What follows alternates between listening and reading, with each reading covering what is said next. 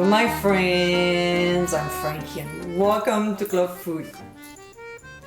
Summer gives us freshness with vegetables and fruits. Every year I can resist making jellies, pickles, jams and so on. It is a great way to save money when the produce is at the lowest cost. I already shared my marmalade and strawberry jam with you. Now, here's another one. In today's episode, I'll show you how to make my black and blue jam.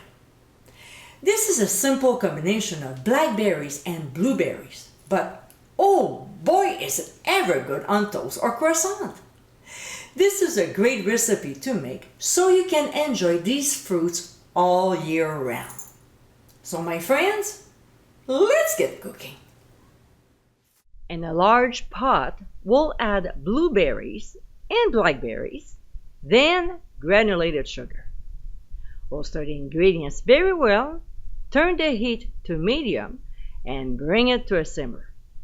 When it gets there, we'll pour in the lemon juice and add the lemon zest.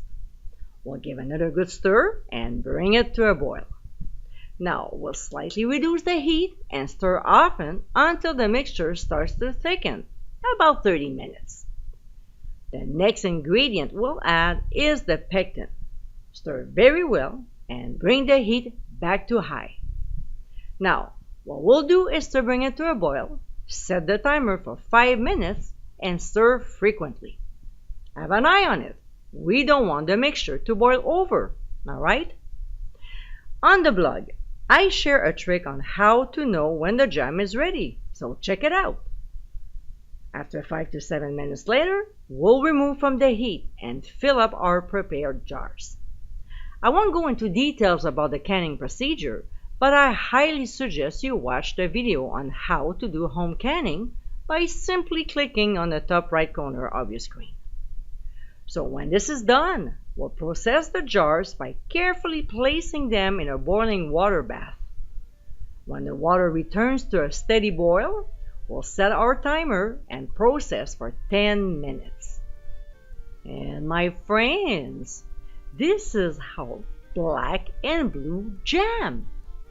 Dark, luscious, and so flavorful, this jam is a great breakfast condiment. It's different from ordinary jams like strawberry and raspberry, but I'm sure you'll love the combination. I hope you give it a try soon, and be sure to visit clubfoodie.com for ingredient amounts and more info. Until next time, my friends, bon appétit!